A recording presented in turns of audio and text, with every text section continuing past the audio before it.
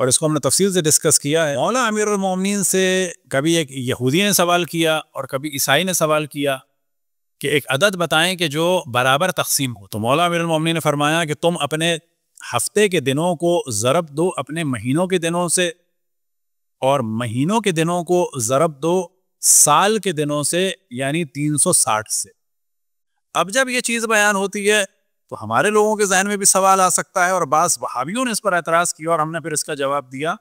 وہ اعتراض یہ ہے کہ 360 دن تو ہوتے ہی نہیں ہیں سال میں، یا 365 اور تقریباً 8 گھنٹے، یا 354 اور تقریباً یہی 5-7 گھنٹے.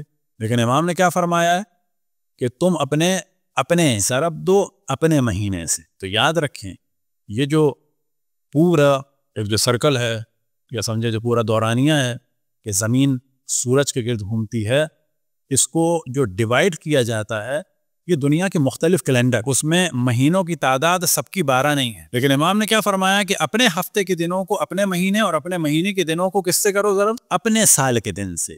سامنے والے سے کہہ رہے ہیں تم اپنے سال کے دن، اور وہ کتنے ہیں؟ 360. اب یہ ذہن میں رکھیں کہ 360 جو دن کا کیلنڈر ہے وہ عیسائیوں کا ایک خاص کیلنڈر ہے کہ جس کو کہا جاتا ہے 360 ڈیز کیلنڈر، گاڈ کیلنڈر اور پروفیٹک کیلنڈر. اور اسی کیلنڈر کے ذریعے سے بعض جو پروفیسیز یا چیزیں ہیں دا بک آف ریولیشن میں اس کو سولو، اس کے ذریعے سے حساب کتاب کیے جاتے. تو ایک عجیب و غریب قسم کی جو کتاب ہے بائبل میں کی، اور جس میں ایک عجیب و غریب قسم کی بعض چیزیں ہیں کہ جن کے اوپر خوب تفسیریں لکھی گئی ہیں. 1-2 تفاسیر خود ہمارے پاس بھی ہیں، اور اگر جائیں تو اس پہ لیکچر کے لیکچر ہیں اور کمنٹریز کی کمنٹریز، یعنی تفاسیر ہیں اس کی.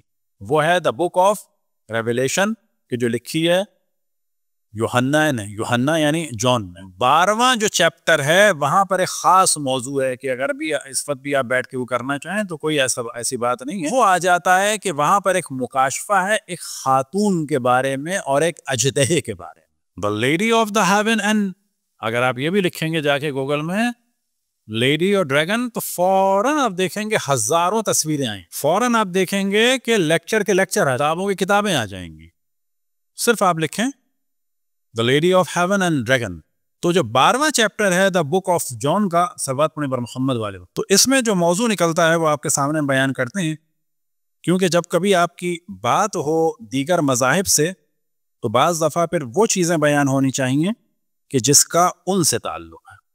اچھا، اب جب اس کو بیان کرتے ہیں تو عیسائی فوراً یہ کہتے ہیں اس وقت کے، البتہ یاد رکھیں کہ ہم انہیں عیسائی کہتے ہیں، لیکن وہ پھٹ سے جواب دیتے ہیں کہ ہم عیسائی نہیں ہیں، ہم مسیحی ہیں.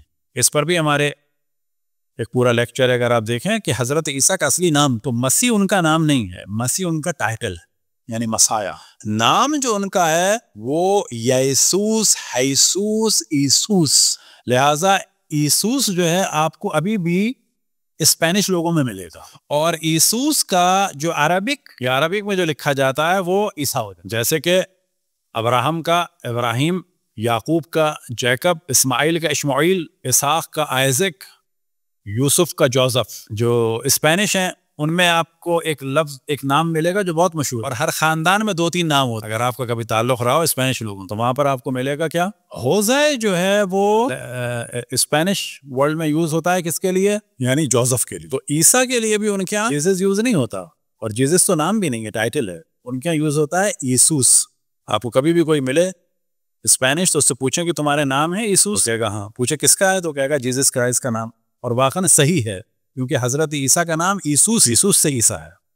تو وہ لوگ یہ کہتے ہیں یہ حضرت مریم ہے، اور اس مکاشفے کے پہلے ہی چیپٹر سے کلیئر ہو جاتا ہے کہ حضرت مریم نہیں ہے. وہ کیسے ہوتا ہے؟ تو پہلے اس کا جواب دے دیا. یوحنا عارف کا جسے کہا جاتا ہے The Revelation of Saint John. پہلے اس کا جملہ کیا ہے؟ یہ عیسیٰ مسیح کی طرف سے مکاشفہ ہے جو اللہ نے اسے عطا کیا ہے تاکہ وہ اپنے خادموں کو وہ کچھ دکھائے. کیا دکھائے؟ جسے جلد ہی پیش آنا. حضرت عیسیٰ نے اس دنیا سے اپنے ان حواری کو مکاشفہ کرایا کب کہ جن کو جلا وطن کر دیا تھا ایک جزیرے میں کہ جو یونان کے پاس ہے. اس کا ہمارا تفصیلی پورا ایک لیکچر ہے شہادت حضرت فاطمہ، تو اس میں اور تفصیل سے آپ کو مل جائیں گی ساری چیزیں اور آپ کی تکرار. تو یہاں پر اصل موضوع کیا ہے؟ جسے جلد ہی پیش آنا ہے یعنی حضرت مریم نہیں گئی، ورنہ یہ ہوتا کہ جو کچھ حضرت مریم کے ساتھ ہوا وہ حضرت عیسیٰ نے مکاشفے میں دکھا دیا، ماضی دکھا دیا نا، اس کو پیش آنا ہے۔ اس نے اپنے فرشتے کو بھیج کر یہ مکاشفہ اپنے خادم یوحنا تک پہنچایا۔ انگلش میں کیا ہے؟ The revelation of the Jesus Christ which God gave unto him to show unto him servant things which must surely come to pass۔ اب یہ مکاشفہ ہے کیا؟ تو اس میں جو ایک اہم ترین موضوع اس کی جانب توجہ دلائیں کہ ابھی سادات یعنی نسل جناب سیدہ کتنے قسم کی ہیں؟ حسنی اور حسینی۔ کتنی ہونی چاہیے؟ آج یہ ہونا چاہیے تھا کہ ہم کہیں کہ یہ سادات حسنی ہیں، یہ سادات حسینی اور یہ سادات نسل رسول اللہ صلی اللہ علیہ وسلم۔ اس دن یعنی جس دن حضرت سیدہ گھر پہ حملہ ہوا ہے تو ذریت رسول اللہ 1/3 قتل ہو گئی، 1/3 قتل ہو گئی۔ کبھی سوچا آپ نے اس طرح سے؟ یعنی اس وقت دنیا میں کہیں بھی کبھی بھی کوئی بھی سادات محسنی نہیں نہ تھا، حتی ظہور کے بعد بھی سادات محسنی دنیا میں کوئی سادات محسنی پیدا ہوا ہی نہیں نا۔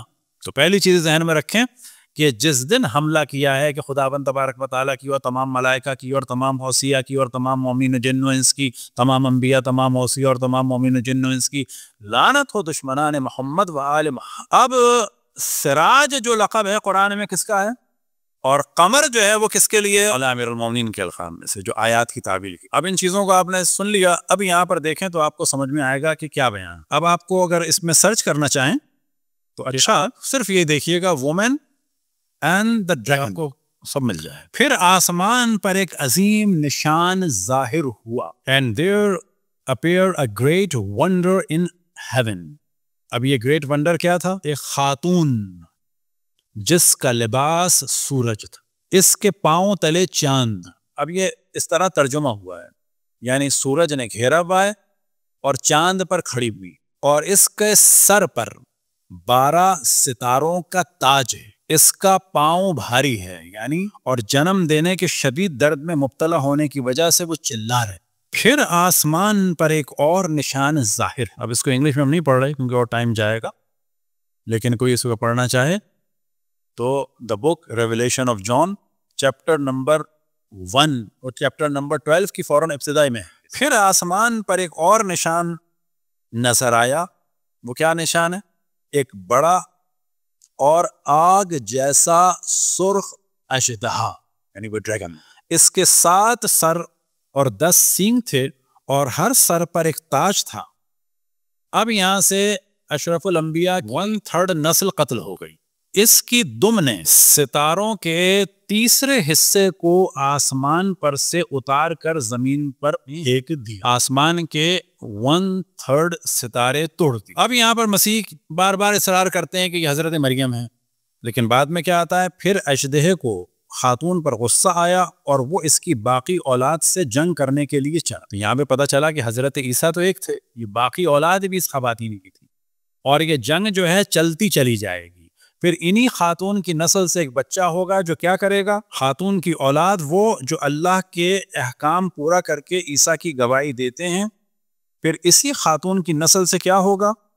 وہ بچہ جو لوہے کی شاہی عصا سے قوموں پر حکومت کرے گا، اور خاتون کے اس بچے کو چھین کر اللہ اور اس کے تخت کے سامنے لایا گیا۔ یعنی ان خاتون کی نسل سے جو بچے ہوں گے ان سے مستقل جنگ چلتی رہے گی، یہاں تک کہ ایک بچہ جو ہے وہ اللہ کے تخت کے سائے میں رہے گا اور وہ بچہ جو ہے حکومت کرے گا۔ لیکن جو اصل موضوع ہے وہ یہی ہے کہ اس اژدہے نے خاتون پر حملہ کیا اور آسمان کے 1/3 ستارے توڑ۔ اور اس کے بارے میں ہم نے پہلے بھی ڈسکشن کیا، جیسا کہ عرض کیا کہ آپ دیکھ سکتے ہیں، اور کافی سال سے اس کے اوپر ہم نے دقت کی۔ اور کرسچن میں بھی اگر آپ جائیں گے حضرات میں، کیونکہ یہودیوں کا اس سے کوئی تعلق نہیں ہے، تو وہ عام طور پہ اس کو ثابت نہیں کر پاتے۔ کیوں؟ کہ وہ اس کو ثابت کرنا چاہتے ہیں حضرت مریم کہہ کے، لیکن وہ سارا کام ختم ہو جاتا ہے جب چیپٹر نمبر 1 کو آپ دیکھیں گے کہ یہ بعد میں ہوگا، اور بعد میں کوئی بھی ایسی خاتون نہیں ہے جن کا تعلق جو ہے وہ سراج سے ہو یعنی سورج سے اور قمر سے ہو اور 12 ستاروں سے۔ یہ ساری علامتیں اگر کسی پر منطبق ہوتی ہیں تو وہ صرف اور صرف حضرت فاطمہ سلام اللہ علیہا ہیں، اور انہی کی نسل سے، اور انہی کی نسل سے ایک ان کا بیٹا ہوگا جو عصا، لوہے کی عصا کے ذریعے سے، یعنی لوہے کی عصا مراد ہے بائبل میں یعنی طاقت کے ذریعے سے پوری دنیا پر حکومت کرے گا۔ اب اگر دیکھا جائے، صرف مسلمانوں کو مد نظر رکھا جائے، کس کی نسل سے، کس خاتون کی نسل سے ایک لڑکا ہوگا کہ جو پوری دنیا پر حکومت کرے گا؟ ان تمام شیعہ سنی سے سوال کیا تو آپ کو ہر جگہ جواب ملے گا، یعنی امام مہدی علیہ الصلوۃ والسلام۔ کس کی نسل سے ہے؟ اگر کسی خاتون کی نسل کا ذکر کیا جاتا ہے تو کس کا ذکر کیا جاتا ہے؟ حضرت فاطمہ سلام۔ ہاں، جب کسی مرد کا نام لیا جاتا ہے تو کہا جاتا ہے ذریت رسول اللہ، لیکن ذریت رسول اللہ بھی اگر ہو تو کس کی نسل سے؟ فوراً کہتے ہیں مولا علی اور حضرت فاطمہ۔